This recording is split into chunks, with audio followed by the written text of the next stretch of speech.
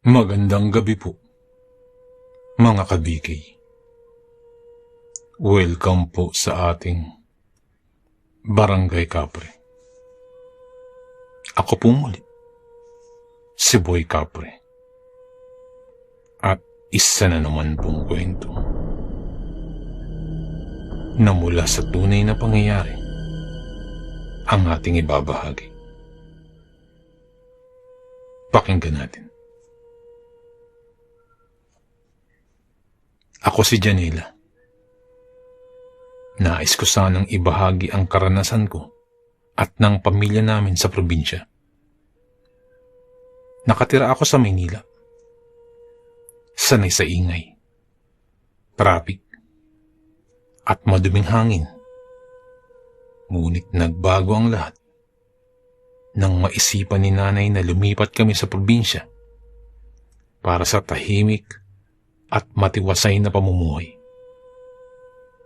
Parati kasing napapaaway si tatay sa mga kalapit-bahay tuwing lasing at hindi rin makahanap ng permanenteng trabaho.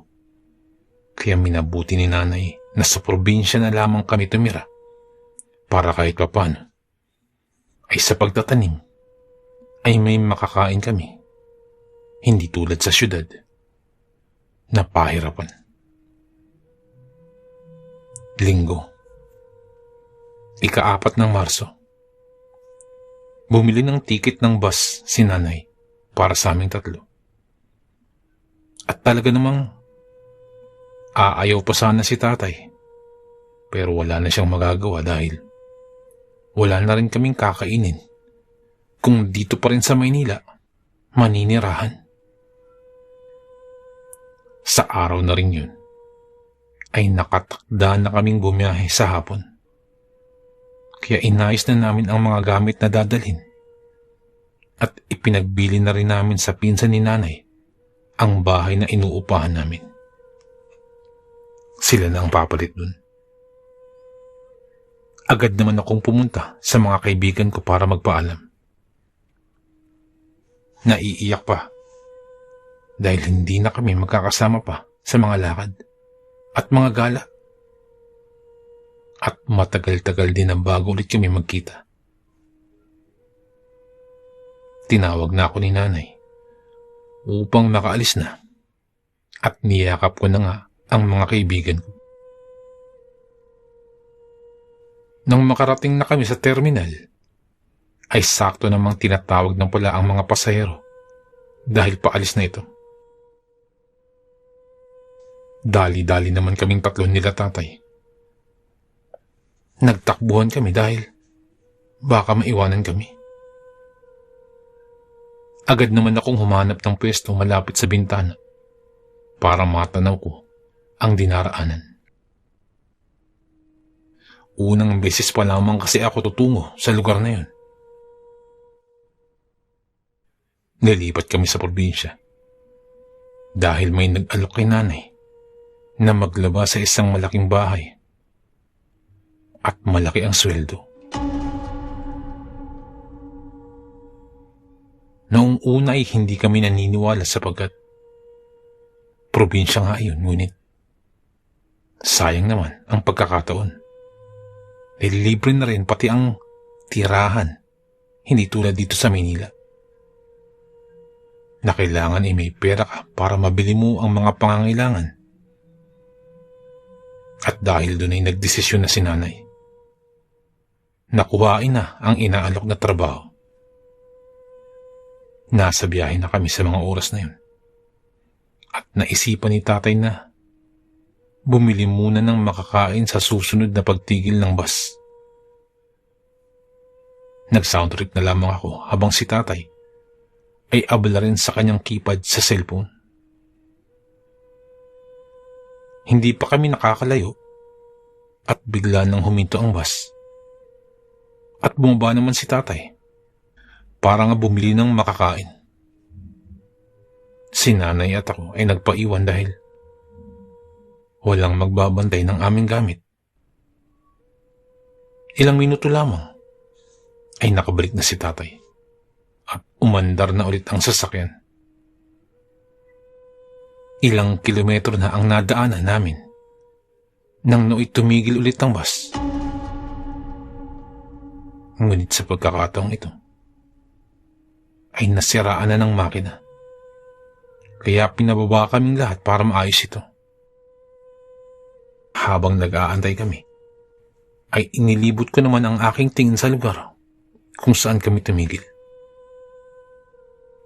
Puno ng mga kahoy at matataas na dako sa paligid, at sa dakong kaliwa naman ay may napakalaking simbahan. Wari luma na at itinayo noong panahon pa ng mga Kastila. Naisipan kong pumunta roon at manalangin. Nang matapos akong manalangin, ay naglibot-libot muna ako sa mga nagtitinda sa gilid ng simbahan. Sari-saring paninda ang nakikita ko. Ngunit may isang bagay na nakakuha ng aking atensyon. Meron dong nakadisplay na isang buntot pagi. Ang pagkakaalam ko ay ginagamit ito pang taboy ng aswang. Lumapit ako sa tindahan at nagtanong, "Ale, bakit po meron kayong tinda nito?" "Naku, Ineng. Alam mo bang, laganap pa rin sa lugar na ito ang mga aswang. Kaya mas mabuting mag-ingat." Natatawa ako sa mga narinig ko. Grabe naman. Sa panahon ng teknolohiya ngayon, may mga kwentong aswang pa pala. Naririnig ko na noon ang mga kwento tungkol sa mga aswang. Dahil lumaki rin ako sa mga lolo at lola ko. Pero ngayon na makabagong panahon na, napakalabo naman na. Meron pa palang nabubuhay na mga kwentong aswang. Kahit natatawa ako, ay nagawa ko pa rin bumili dahil mas mabuti na rin ang handa. May binilin pa rin sa akin ng tindera na dapat daw ay laging may bawang at asin sa pinto at bintana ng aming bahay. Hindi naman ako kinilabutan sa mga pinagsasabi niya. Ngunit nang nagpatuloy akong maglibot at tumingin-tingin sa ibang tindahan, ay mas marami pa palang tindang buntot pagi. Mahahalatang marami sa mga taga rito ang patuloy na naniniwala sa mga aswang. Bumalik na ako sa kinaroroonan nila nanay at tatay. Sakto rin naman na naayos na ang bus, kaya nagpatuloy na ang biyahe namin. Habang papalapit na kami sa lugar, ay umiiba na rin ang ihip ng hangin. Malamig at napaka-presko nito. Naisipan ko ring ipakita kay nanay ang binili ko, ngunit tinawanan niya lamang ako. Itinago ko na lamang ulit at ibinalik ko ang earphones sa tenga ko. Ilang oras pa ang lumipas at nakarating na rin kami sa wakas. Agad na bumaba si nanay at si tatay naman ay inayos ang mga bagahe namin. Inilibot ko ang paningin ko at talaga namang napakalawak ng lupo at talaga namang napakalawak ng lugar. Malaki ang bahay ng magiging amo namin. Ngunit parang may kung ano naman akong nararamdaman sa bahay na yun. Subalit hindi ko na lamang pinansin. Baka dulot lamang iyon ng pagod at kalumaan na rin ng bahay. Malapit nang sumapit ang gabi nang makarating kami roon. Kaya naman binigyan na kami ng mga katulong ng makakain at itinuro na rin ang maliit na kubo na titirhan namin. Nang matapos kaming kumain, ay nagtungo na kami sa kubo kasama sina nanay at tatay. Mukhang luma na rin ito dahil ang kubo ay may silong pa sa ilalim at may kawayang hagdanan para sa mismong pinto nito. Sinilip ko naman ang ilalim ng kubo at napasigaw ako sa gulat. Natumba pa ako sa lupa dahil sa kaba. Yun pala'y isang malaking pusa lamang. Naking gulat ko lang sapagkat napakadilim na at umiilaw ang mga mata. Malamang ay dahil sa sinag ng buwan. Tinawanan naman ako ni nanay at tatay at tuloy-tuloy na silang pumasok sa kubo. Inayos na namin ang mga gamit para makapagpahinga na rin. Ngunit may magandang balita pang inihatid sa amin si nanay. At iyon ay, magkakaroon na ako ng kapatid. Puno ng tuwa ang aming pamilya sapagkat magkakaroon na ng munting anghel. Natulog kaming masaya at nagpapasalamat. Kinabukasan ay nagsimula ng gawin ni nanay ang trabaho niya at ako naman ay tumulong sa paglalaba. Ang tatay naman ay kinuha bilang isang hardinero at driver. Ang amo nga pala namin ay mag-asawa at may 2 babaeng anak. Ang isa ay kaparehas ko ng edad at ang nakababatang kapatid naman ay 6 na taong gulang pa lamang. Mababait naman sila at maayos ang trato sa amin. Bagamat ang bunso ay mailap sa amin. Minsan lamang itong lumabas at sumabay sa hapagkainan. Hindi rin ito naglalaro at ayaw din nito sa maliwanag na kapaligiran. Laging sarado ang bintana ng kwarto nito at may makakapal na kortinang nakaharang. Minsan pang napunta ako ron ay kinikilabutan ako dahil ang dilim. Sabi naman ng mga katulong na nagdadala ng pagkain dun ay talagang mailap iyon simula nung mabuli ito sa paaralan, kaya hindi na rin nakikipaglaro. Naawa ako sa bata dahil hindi na siya nakikisalamuha simula nang makaranas ng hindi maganda. Ang nakatatanda naman niyang kapatid ay napakahinid, hindi makabasag pinggan. Pinagsabihan naman ako ni nanay na kaibiganin si Farah para naman may makausap ako at maging kaibigan. Hindi rin naman ako nabigo at naging close kami nito. Magkasama kaming pumasok sa eskwelahan nito nung nakaraan. Dahil nabigyan ako ng pagkakataon ng mga magulang niya na makapag-aral. At sa mga oras na yun, ay sinamahan niya akong magpa-enroll. Lunes ang simula ng klase ko at hindi na maipagkakaila ang excitement na nararamdaman ko. Sumapit ang Lunes at sabay ulit kami ni Farah na pumasok sa eskwelahan. Ngiti ang bungad ko pagkababa ng kotse nila. Nakita ko naman ang mga matang nakatingin sa amin at tila umiiwas sila.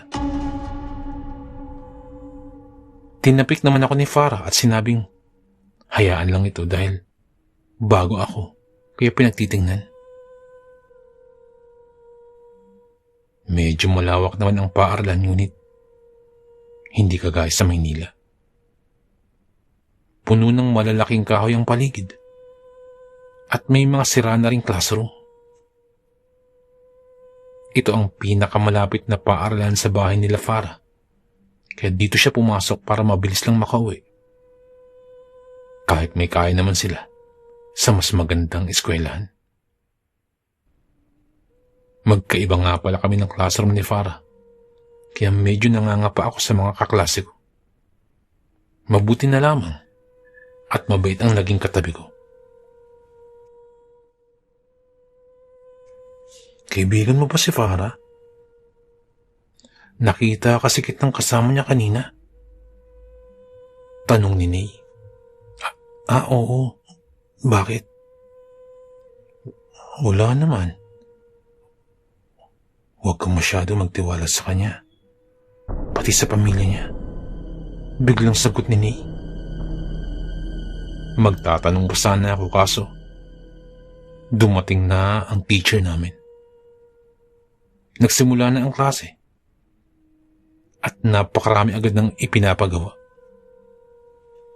Hapon na nang makauwi kami sa bahay at hindi maipinta ang mukha ni tatay nang makarating ako sa kubo. Tinanong ko ito kung anong nangyari. Sabi niya, kanina pa raw nagrereklamo si nanay sa sakit ng tiyan nito. Pumasok naman ako sa kubo at nakita ko si nanay na hawak-hawak nga ang tiyan niya at namimilipit. Kumuha ako ng maligamgam na tubig at inilagay ko ito sa palanggana. Dinampian ko ang tiyan ni nanay ng bimpo para kahit papano ay maibsan ng sakit. Tinanong ko rin siya kung ano ang huli niyang kinain, ngunit gulay lang naman daw, kaya baka napagod lamang ito, lalo na sa paglalaba. Nang makatulog na si nanay, ay may narinig akong kaluskos mula sa ilalim ng kubo. Tinawag ko naman si tatay para silipin ito. Nang masilip niya ito, ay isang malaking pusang itim ang nakita niya.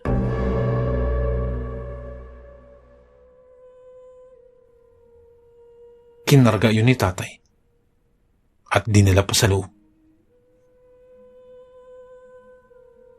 Lumapit naman ang pusa sa natutulog na si nanay at tila inaamoy ito. Natutuwa akong pagmasa ng reaksyon ng pusa. Hinayaan ko lamang ito at nagbihis na rin ako para makapagluto na. Nang matapos akong magluto, ay tinawag ko na si tatay para kumain.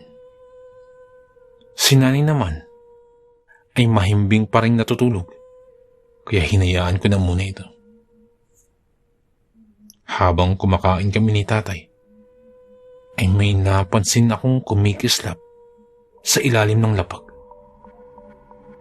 At napahiyaw ako nang makakita ako.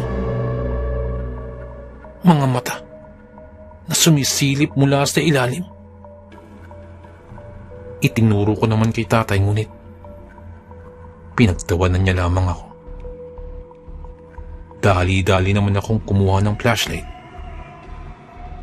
at tiningnan ang ilalim ng kubo, ngunit yung pusa lang pala kanina ang naroroon. Inilibot ko pa ang ilaw dahil baka may tao. Dahil alam kong mga mata ng tao ang nakita kong sumisilip sa amin. Napatalan ako nang biglang sumigaw si nanay. Agad akong pumasok at tiningnan ang nangyayari. Hawak-hawak niya ulit ang kanyang tiyan. Namimilipit sa sakit. Hindi na namin alam ang gagawin, kaya pinapunta ako ni tatay sa malaking bahay para humingi ng tulong at dalhin na si nanay sa ospital.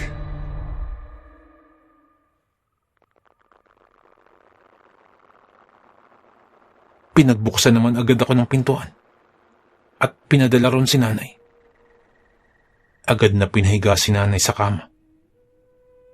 At si Ma'am Lara naman ay kumuha ng langis at iniaplos ito sa tiyan ni nanay. Unti-unti namang nawawala ang sakit dahil hindi na umiiyak no si nanay. Mas mainam kung magpahinga muna ang iyong ina sa paglalaba Sabi ni Ma'am Lara.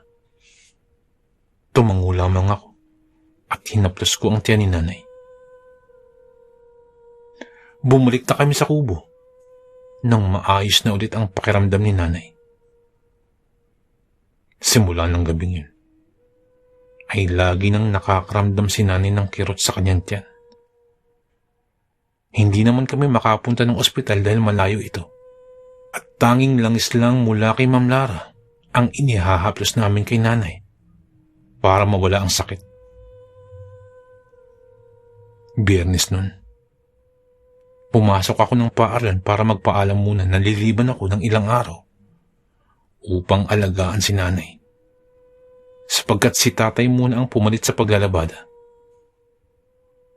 Nakita ko naman si Nay at nangilabot ako sa kanyang kwento.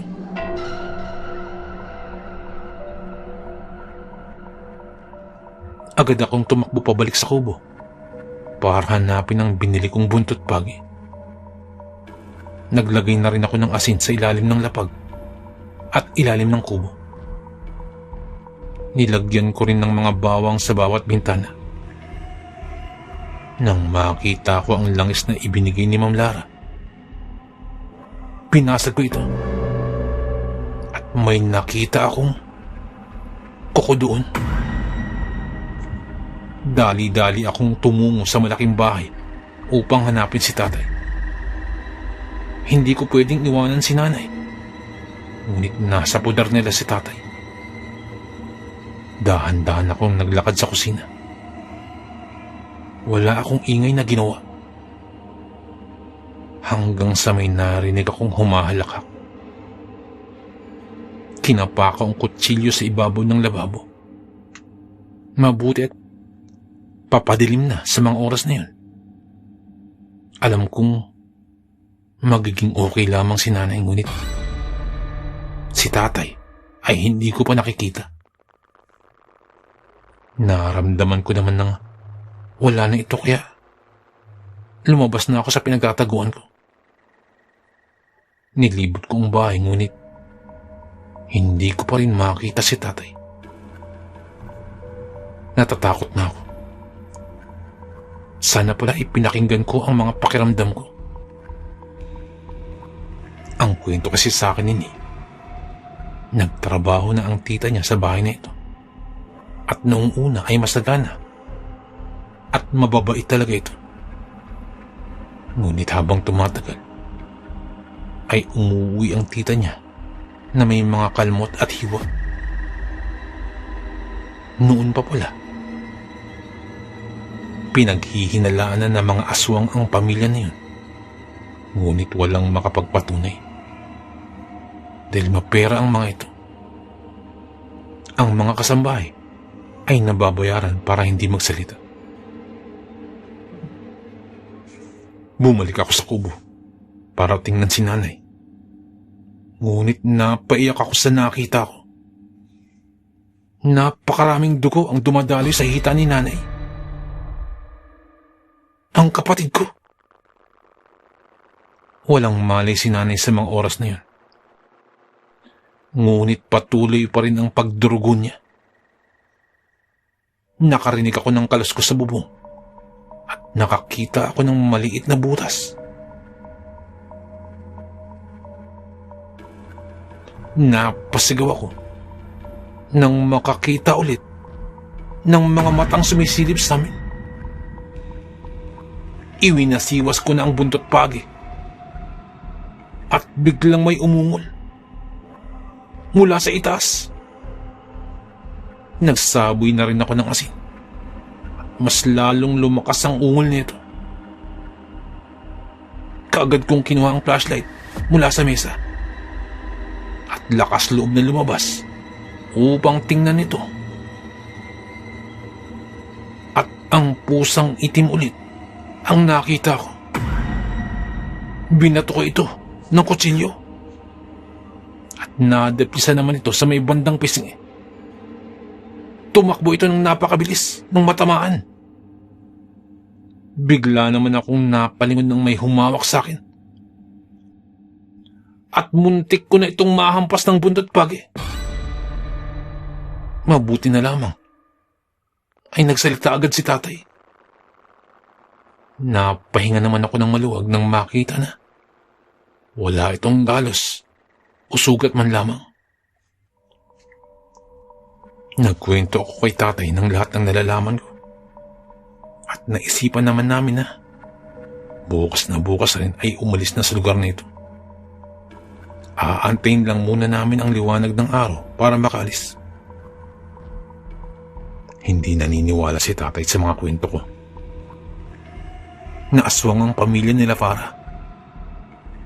Ngunit pumayag naman siya na umalis na kami para madala na rin si nanay sa ospital dahil maraming dugo na rin ang nawawala sa kanya.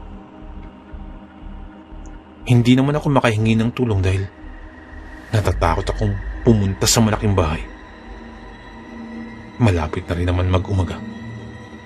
Kaya nag-ayos na rin kami ng mga gamit. At nang sumikat ng araw, ay inaya ako ni tatay na magpaalam muna. Hindi pa sana ako pupunta ngunit nagpumili si tatay. Humarap sa amin si Ma'am Lara at Farah na mababakas sa mukha nila ang lungkot. Hindi ipinapakita ang takot sa akin.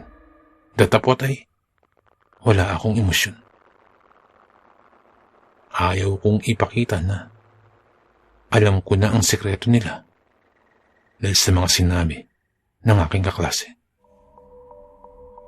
Wala man akong ebidensya, pero alam ko na totoo ang mga yun. Lumabas na kami nang makapagpaalam. Hindi pa sana kami papayagan ngunit nagpumilit na ako.